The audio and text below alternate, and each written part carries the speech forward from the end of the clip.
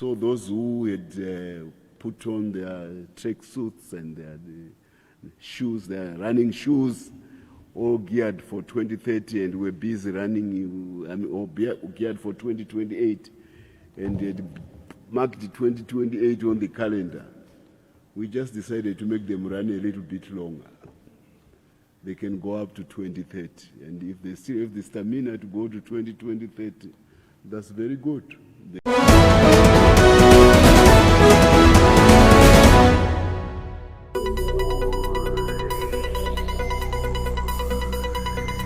Ndiwo mashoko ava Christopher Mutsvangwa vachitaura pamberi pevatapi venhavo kumuzinda mukuru webato reZANU-PF muguta reHarare papress conference yavakokera kuti vange vachipa hurukuro maererano nenhahurwa yeCamp 3 maererano nezviri kuitika kunyika yeSouth Africa. Paine mashoko yekuti zviuru nezviuru zvezvizvarwa zvenyika yeZimbabwe vari kuvata pazhe kunyika yeSouth Africa nekuda kwemamiriro akaita zvinhu pari zvino. Ndohurukuro iripo. Ndisingade kupedza nguva yenyu, ndiri kuda kuti munzwe vaChristopher Mutsvangwa vachitaura panapa kuti vose vanga vakateya 2028 vava kufanirwa kumirira nguva kana vachikwanisa kunge vari very patient ngavamire kusvika 2030. 2028 hakuna izvozvo. Ndo mashoko avo.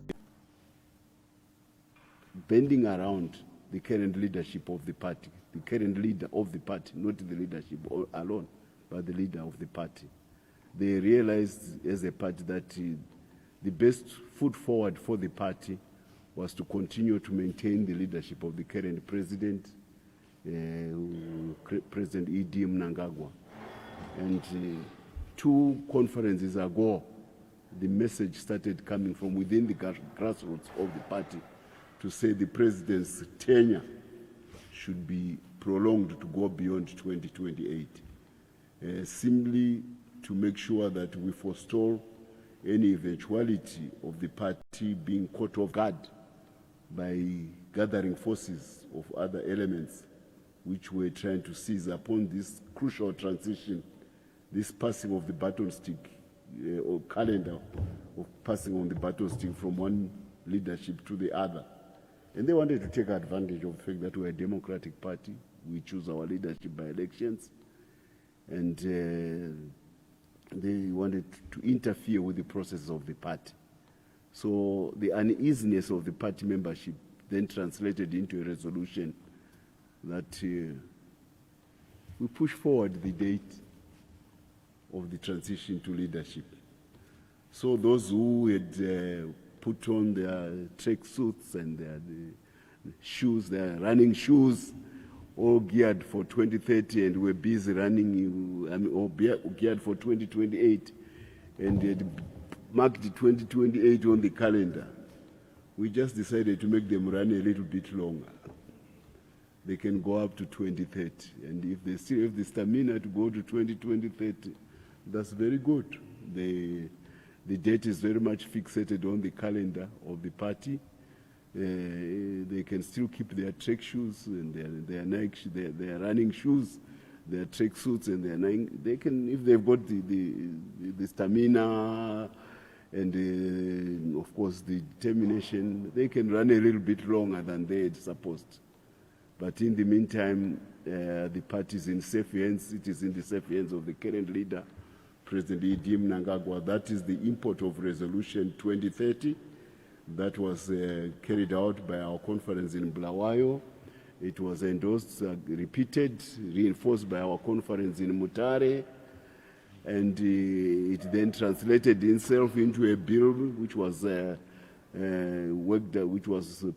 which was coming from the originating institution, which is cabinet, which is executive.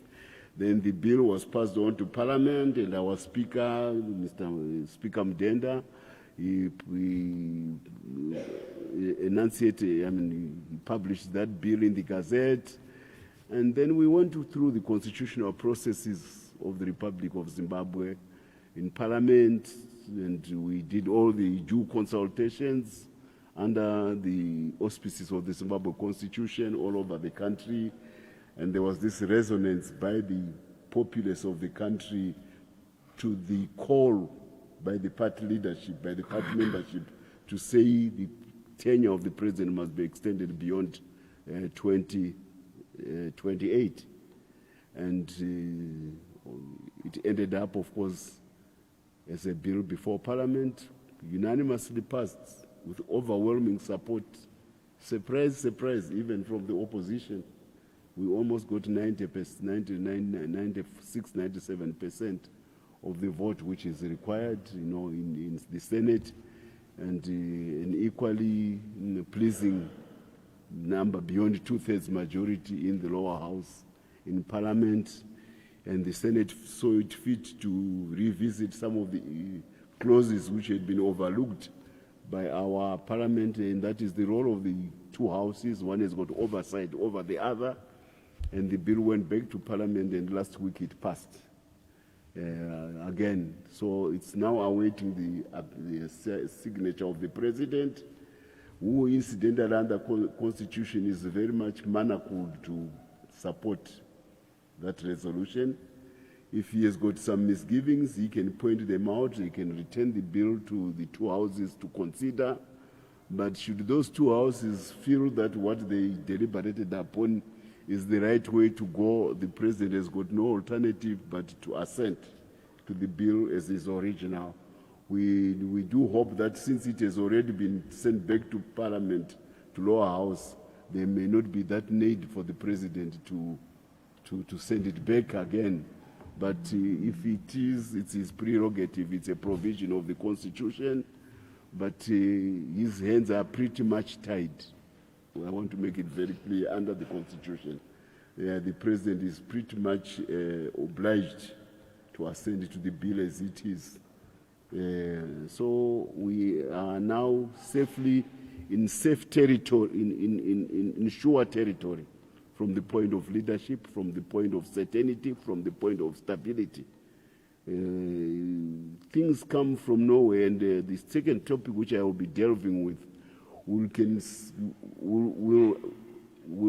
highlight to you, pinpoint to you, the vagaries which can arise out of unforeseen circumstances, especially in the fledgling republics of Southern Africa, where the geopolitical interests of those who used to be rulers is still very much alive, but also where maybe even historical tendencies of certain backward ideas may still want to latch and interfere with the revolutionary processes which we went through, in particular in the 60s and 70s, but which pretty much hark back to about 1910 when modern nationalist politics started in Southern Africa. So this was a week of a very eventful week in terms of both party politics, national engagement, and institutional oversight in what we are doing. Institutional engagement and national oversight in what we are doing. The bill CAB 3 passed last week, and the people of Zimbabwe can rest easy again that 2028 is no longer a date of anxiety for them. They can go back to their usual work, hard work, which has revived this economy in the last 7 to 8 years in ways which nobody had ever foreseen could happen. And that steady hand of the president, the man who has turned the fortunes of this country, which had no currency, the country which had empty coffers, the country which had was begging for food, the country which had no exports, the country which everybody was hoping was relishing would be a failed state. No, that he has turned it around, and it has made the shrill messages of Ana Chamisa become even more dissonant. Nobody wants to listen to what they are saying now. He's coming out of the woodwork, seizing upon every misadventure which may happen within the sub-region to try to see whether he can claw back and get some credence. No, we are not going to allow it. We, as ZANU-PF, we are very much attuned to what our people want, and as our young people say, takachibata kuti dri, hatisi kuzombocheregeraba chinichi, takachibata kuti dri. So certainty, stability under President E.D. Mnangagwa as the helmsman of ZANU-PF is very much the tenor of the day. If there are those who, like I say, those who still want to have ambition, it's allowed. That's why they are politicians. Any engagement in politics presupposes ambition. Nothing wrong with it. But please exercise your ambition with due respect to what the democratic will of the people is done. Because we expect ambition to be aligned to democracy. The call is that those with ambition respect the current leader, because he has passed all the tick boxes of renewed legitimacy until 2030 from within the party. So, and if you've got some good ideas which you think are burning very much and which you want to see applied to the national economic management, so be it. Write your notes, give them to the president so that he takes due cognizance of your ideas, and you can see how they can be factored into what he is doing to run the country. What we would not be happy with is, of course, to try to challenge his leadership in ways which do not respect the fact that a democratic process has been discharged and his tenure has been prolonged, and his legitimacy has been ensured in every aspect. If you respect that, we expect that your ambition will be aligned to those realities. Let it not be deviant to that reality which has just transpired until 2020, until we get to 2030. So there was a very big celebratory mood both in the Politburo, not only both, in all the three institutions, the Politburo, the Central Committee, and the National Consultative Assembly last week. We are very happy as a party, and the mood was jubilant in this war. Some of you who came to cover it, you could see it, you could touch. The atmosphere was palpable with excitement, because we feel that as an experienced revolutionary party, we know how to dodge bullets of those who may want to upstage or upend our processes in order to hijack them for other purposes. We have made sure that our leadership is intact and the custodianship of the president of the party is unchallenged by anybody. That's the main item I wanted to announce today, because we didn't have a press conference last week. The second item is that like I said, we are a party which is very much vigilant and alive to the unexpected. Pressure has been building up in South Africa for some time. It's historical pressure. A lot of it stems from the basic law of the uneven development of societies. Human beings, human society over the last 5,000, 6,000 years of modern civilization, we make uneven progress. Some countries, some societies, they streak ahead of others and others remain behind. And that's why, Africa was at one time the cradle of civilization, writing in Egypt, and when Europe was still very much behind. Then, of course, the wheel turns in different ways. And by the 19th century, 18th, 19th century, the Renaissance comes to Europe. Europe becomes the center of the world industrial revolution. And it makes more advances in science, in manufacturing, in almost every aspect of human endeavor, in global trade, especially after the Portuguese and the Iberian Peninsula. Spain went to America, and Vasco da Gama went to the Indian Ocean. So Europe went ahead And one unexpected and very unfortunate turn of that was Europe became very imperial. It used the advantage of capital advances to become empire builders in a very ruthless manner against other continents which did not have the weapons which they advanced to, especially the gun. In particular, the Maxim gun, the machine gun from the 19th century. Hiram Maxim invented the modern machine gun. It could fire bullets at the rate of 12 infantry people from one gunner. And that gun would play havoc, even the loss of our armies in the 19th century is because of the Maxim gun. Rhodes used it to devastating effect against, first against Gouveia, who was from the Zambezi Valley, Goanese Portuguese, who was mostly involved in trading and selling guns and making African chiefs have modern weapons. He was defeated in 1892, and later, of course, Robengula would be defeated. Then the Shona in two wars, the Ndebeles were defeated in 2 wars, and then the Shonas were defeated in 1896 and 97 because of this gun, the Maxim gun, and dynamite. Dynamite was invented, and you couldn't ride behind caves. They were dynamited by the pioneer column. So this period where Europe becomes the slave trader, empire builder, I was citing our own case, but the Atlantic slave trade is a crime against humanity, and we are very happy that the United Nations has so recognized it as a crime against humanity in a resolution this year.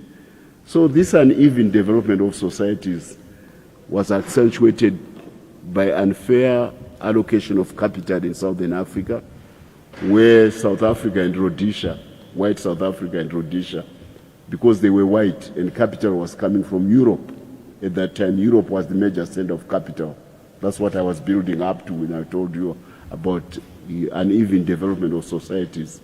So London, New York, Frankfurt, Paris, Milan, they all became centers of capital, and they preferred to give societies where white people had gone abroad on behalf of European imperialism and settled in other countries. They gave them capital to make those strong outposts of Europe in Africa.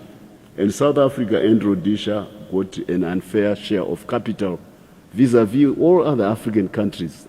That's why our infrastructure in Southern Africa was at a higher level. Capital is the drive of modern development. If you don't have capital, forget about trying to make it. Capital makes a difference. So Africa was denied capital. Southern Africa was given capital. And we were eventually forced, my generation, to fight in order to address the entrenched nature of these regimes in Southern Africa, which had benefited from strong states, a strong army, and potted armies because of unfair advantage of access to capital. Now, the result is that labor also follows capital. You go where there are jobs. And from the 1920s onwards, there is movement of labor in the region to go to the gold mines of South Africa, to go to the diamond mines of Kimberley, and also the whole infrastructure to support that gold mining industry in South Africa begets a very advanced industrial society, which makes everybody go to South Africa for jobs, to go to Rhodesia for jobs. There was a company called Wenera. It was a company recruiting all the way up to Namibia, up to Congo, up to Malawi, taking people to go to South Africa to go to the jobs. And equally here in Zimbabwe, Wenera used to bring laborers from Malawi. You may want to know that originally Salisbury, Nationally, and Mavuku, there was a very big number of expatriate Malawians. The name Banda would be, when you go to school, for boarding school, Malawi names were there because they were exposed to the labor mobility and the modern access to facilities of capital, whilst our people who had lost were still sulking from having lost in 1896. They were not that keen to go and work for white people, these local Zimbabwe people. So the Malawians came in. So this issue of mobility of labor to South Africa, it must not be politicized. It's historical. It owes, of course, to that period. Unfortunately, as we became independent, we have this burden from the past. And the only way it can be addressed is that we should attract capital in dollops, in big chunks, into the region, so that the resources which are distributed all over the region can be exploited in the various national jurisdictions or where we are. Then people remain in where they are, or even if they move, they are moving where opportunities are arising and ebbing as capital exploits the capacity of the region, so that we do not create pressures where poverty is weaponized the way it has now been done in South Africa. We have poor people coming from all over Africa, including from Zimbabwe, of course, going to seek opportunities in South Africa because of the superior level of exposure to capital. And then there's also the aspirations of the poor people in South Africa themselves, who say, well, this is our home country. Now we've got everybody coming into our home turf. Maybe these people should have what's happening to their homes. So then there are nefarious elements who then weaponize that poverty between the poor to start antagonizing and creating a situation where they finger-pointed each other. So the border now is teeming. This is an unexpected situation which, although it was building, the level at which it is, the twist at which it is taking is one where the governments need to rise to this new challenge. And our president, I told you that a couple of weeks ago, was meeting President Cyril. It was to see how we can create value chains within the region so that we can, first of all, make it very safe for capital, because what's happening in South Africa, it scares capital. How do you have your industries when workers whom you have trusted are suddenly said they cannot be in South Africa? You can see the dislocation even from the point of the companies which are in South Africa. But then the companies cannot do much because there is this pressure which is coming from the grassroots level of weaponized poverty, where poverty is now weaponized to make poor fight against poor. This is a challenge which we have to face, and we are very happy as a party we are relieved as a party that we have a common history, particularly from the 1960s and 70s when we as a region fought together. We think this is a challenge which the National Liberation Movement must rise up to, the way it rose against settler and white domination. And a couple of weeks ago, the president was consulting with one of the young men from South Africa who has got very good connections with the traditional rulers in Zululand and in Xhosa, the Amapondo, the Xhosas and the Zulus. This is where there's a lot of groundswell about weaponized poverty being used against each other, to see whether the traditional leadership in those regions can come in to help us now deal with this situation which is unfolding on the ground. Because Africa, we are one. Yeah, we have always been, we have faced our challenges as one, particularly as national liberation movements. So we are bringing in that element where it's not only at government-to-government level, like I'm talking about, but also at culture, at historical level, And the president has received some correspondence from these kingdoms. You know, the king of Zululand, the king of the Amapondos is also involved. The Xhosa paramount king Damasi is also involved. They would want to see what could be done at a sub-regional level to find ways where we address this very difficult and emotive issue about shrinking opportunities where capital is not made inroads into the region as fast as the labor market has done. Labor has moved ahead of capital. Capital is the one which gives opportunities, but labor is now ahead of capital. And the competition for limited opportunities, for limited jobs, is now causing so much friction, which makes the idea of African solidarity look, at least in terms of the news, look like it is a misnomer. Well, it should really be the truth. And I'm happy with the meetings, the president meetings with these emissaries from the South African traditional kings, Prince Sivile Mabandla. He met President Mnangagwa.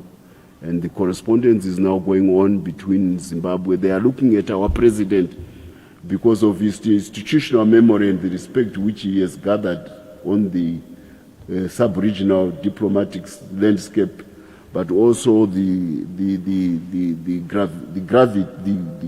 weight which he's carrying in African diplomacy on the global stage. You saw how we performed in New York when we were being voted in the Security Council. There is the respect for Zimbabwe is back.